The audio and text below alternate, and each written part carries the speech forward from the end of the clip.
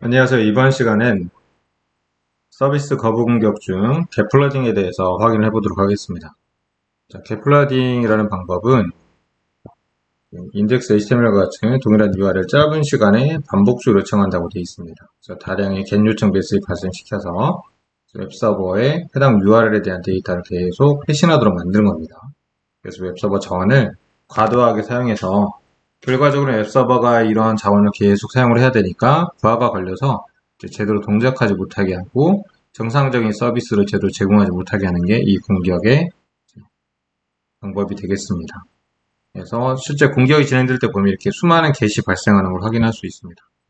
HTTP 메소드 중에서 우리가 뭐 아파치 서버로 웹서버를 돌린다고 했을 때 이 아파치 웹서버가 지원하는 여러 가지 메소드도 있을 건데 기본적으로 겟은 다 지원하니까 겟을 이용해서 데이터를 요청하는 이런 공격인데 정상적인 겟 요청 그러니까 이런 정상적인 요청인데 그걸 아주 많이 과도하게 요청을 해서 실제 웹서버에 부하를 발생시키는 공격이라고 할 수가 있겠습니다.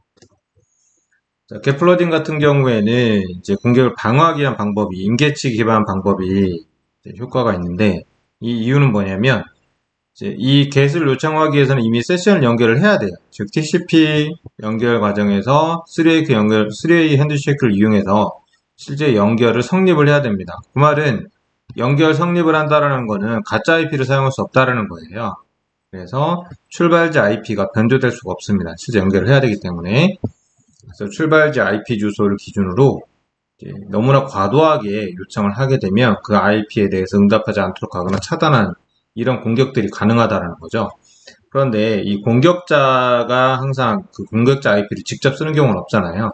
대부분 에이전트나 좀비 PC를 이용하기 때문에 실제 데이터를 요청하는 이 PC들은, 겟을 요청하는 PC들은 대부분 다 좀비 PC나 에이전트가 될 겁니다. 그래서 어쨌든 그렇다 하더라도 일단 그 IP들은 이제 공격이 이용되고 있다면 당연히 차단을 해야 되겠죠. 차단을 하고 이 상황이 해결이 되면 다시 차단을 해제하는 이런 식으로 진행을 해야 될 겁니다. 자, 간단하게 그 툴을 이용해서 이 과정을 한번 시연을 해보도록 하겠습니다. 자, 겟플러딩을 시연해 보기 위한 툴로는 여기 나와 있는 뭐 보넷이라는 툴을 이용할 거고요. 이런 거 시뮬레이팅 할 수 있는 간단한 도구입니다. 뭐 설치 방법이나 이런 것들은 여기는 관련돼서 참고하시면 될 것 같습니다. 자, 그리고 여기는 이미 설치가 되어 있는데 이제 명령어는 간단합니다. 여기처럼 실제 수행하기 위한 이름 써주고요. 그다음 포트는 TCP로, 그다음에 사용할 수 있는 장치, 이 공격에 사용할 디바이스, 즉 랜카드를 얘기하는 겁니다. 그리고 URL 리스트, 어떤 URL 리스트를 요청할 것인지, 그 다음에 공격 대상이 누군지 이렇게 지정을 해두면 되겠습니다. 자, 그래서 우리는 이렇게 명령어를 넣었습니다. 자, 내용 보면 이 툴을 이용해서 진행할 거고 TCP입니다. 그 다음에 공격에 사용할 장치는 이 컴퓨터의 랜카드, 그 URL 리스트, 요청하는 URL 리스트고요. 그 다음에 공격 대상, 그래서 80으로 요청을 하는 겁니다. 자, 현재는 이런 공격이 있기 전에는 이쪽 클라이언트 쪽 가서 한번 접속을 해보겠습니다. 정상적으로 접속이 되고 있고요. 이것도 캐시를 지우죠. 자, 그러면 여기 있는 공격자 쪽에 가서 툴스에 가서 한번 공격을 해보도록 하겠습니다. 자, 그리고 여기 쪽에 ABC 쪽에서는 이것도 모니터링을 잠깐 몇 가지 테스트하기 위해서 이렇게 뒀습니다. 자, 일단 공격을 진행을 하고요. 자, 우리 와이어샤크 쪽에서 같이 보도록 할 건데 보니까 갑자기 신과 시네크와 이런 부분들이 많이 나오죠. 자, 한번 TCP 쪽을 보도록 하겠습니다. 보면 이렇게 시네크 계속 많은 연결, 심플러딩하고 약간 비슷한 양상이 나타나요. 나타나고 그리고 이쪽에서 TCP 연결로 보면 상당히 많은 심플러딩 요청이 오는 걸 확인할 수 있죠. 즉 겟플러딩도 과도하게 요청을 하기 위해서 이렇게 많은 연결 요청을 하는 건데 특징 중에 하나가 이거 보면 IP가 공격자의 IP잖아요. 실제 연결을 이렇게 맺습니다. 그리고 이스태블리시드로 자, 결국에는 실제 연결을 다 성립하고 데이터를 요청하는 거기 때문에 이렇게 자신의 IP가 노출될 수밖에 없어요. 그래서 이 IP를 차단하면 되는 거예요. 그런데 지금 이제 공격 상황이 아니냐 이런 것들을 판단을 해야 되겠죠. 그래서 보니까 특정한 IP에서 수많은 씬이 왔고 그리고 실제 연결돼서 데이터를 주고받고 이렇게 종료되는 과정도 보이네요. 그러면 결국엔 이 컴퓨터가 이 IP를 가진 컴퓨터가 반복적으로 데이터를 계속 요청하고 있다는 얘기죠. 그래서 과도하게 요청을 하니까 뭐 지난번에 본 것처럼 뭐 초당 1초당 뭐 130번 이상이 오면 이 IP를 뭐 30초간 차단해라 뭐 이런 공격 그 대응 방법을 적용을 할 수가 있다는 겁니다. 자, 그리고 이쪽에서도 보면 이렇게 계속 연결 맺었다가 리셋 했다가 신시네크 받았다가 그런 작업들이 계속 이루어지는 걸 확인할 수가 있습니다.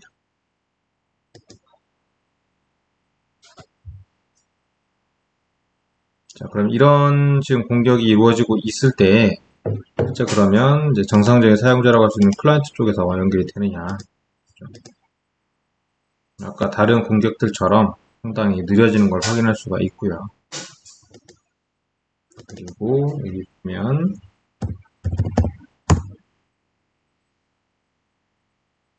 자, 지금 계속 꾸준히 get 요청이 들어오는 걸 확인할 수가 있습니다. get 계속 요청이 들어오고 있죠. 그래서 쪽 클라이언트 쪽에서 요청이 들어오고 다시 그걸 또 반환해주고 이 작업이 반복적으로 이루어지는 걸 확인할 수 있는데 여기 보면 URL 리스트가 조금씩 바뀌고 있죠. 이쪽 서버 쪽에 요청을 하는데 그냥 메인 페이지만 요청하는 게 아니라 요청하는 리소스를 되게 다양하게 바꿔서 할 수 있다는 겁니다. 그러면 실제 그 리소스가 이쪽 abc.서버에 www.abc.com 서버에 있지 않다 하더라도 이제 이 서버 입장에서는 사용자, 즉 정상적인 사용자들이 이쪽에서 봤을 때 지금 이쪽에서 요청한 URL이 있을 겁니다. 그러면 이 자원이 있는지 없는지를 실제 다 탐색을 해야 돼요. 서버 쪽에서. 그러다 보니까 이제 해당 디렉토리에 관련된 자료들이 있는지 그런 파일들이 있는지 이런 걸 확인한 다음에 없으면 이렇게 없다라고 또 알려줘야 돼요. not found다. 그래서 결국에는 시스템 자체가 IO부와도 올라가는 거죠. IO부와도 같이 올라갈 수밖에 없고 또 다양한 URL 리스트를 더 만들어서 더 다양한 리스트를 요청을 하게 되면 그걸 탐색하기 위해서 실제 CPU 런타임 뿐만이 아니라 IO 타임 같은 것들이 많이 할당이 된다라는 거죠. 그래서 실제적으로 시스템을 바쁘게 만들어서 부하를 걸게 하는 게 이런 공격이 되겠습니다. 그래서 보면 지금 정상적인 사용자라고 할 수 있는 클라이언트 쪽은 실제 연결 성립을 못했어요. 아까 봤듯이 워낙 마른 연결 요청을 이쪽 공격자 쪽에서 하고 있죠. 계속 이렇게 하고 있다 보니까 정상 사용자가 들어올 수 있는 상황이 되지가 않는 겁니다. 그 대신 실제 IP를 이용해서 이스태블리시가 되기 때문에 이 IP를 차단해서 차단 룰을 정책을 걸 수 있다라는 부분입니다.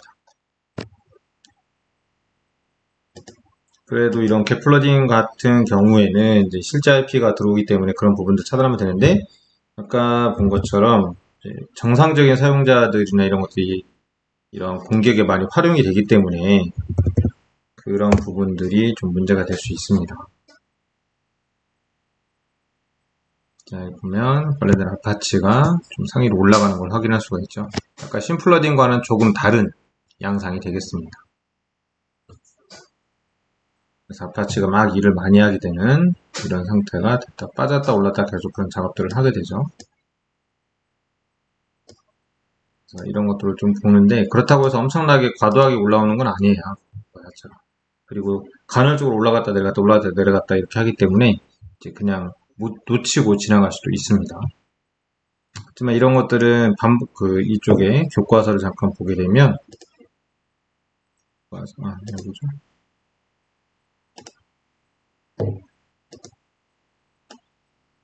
자, 실제 IP를 위해서 연결을 하기 때문에 인게치 이용한 방어를 진행을 할 수가 있습니다. 그래서 이런 것들을 진행할 수 있다는 거죠. 여기에 이제 씬이 아니라 get이겠죠. get 같은 경우에 이렇게 짧은 시간 안에 많은 요청이 들어오게 되면 어느 정도까지 차단했다 다시 풀어줘라. 또는 아예 차단해라. 수동으로 풀거나 이런 작업들을 진행을 할 수가 있을 겁니다. 갭플러딩은 심플러딩에 비해서 그래도 차단할 수 있는 방법들이 이제 어떻게 보면 간단하다고 볼 수 있죠. 간단하고 볼 수 있는데 실제 이 공격이 있는지를 지금 인지를 못하게 되면 문제가 되겠죠. 그래서 항상 보듯이 이제 모니터링과 빠른 대처 이제 반드시 필요하다고 볼 수 있겠습니다.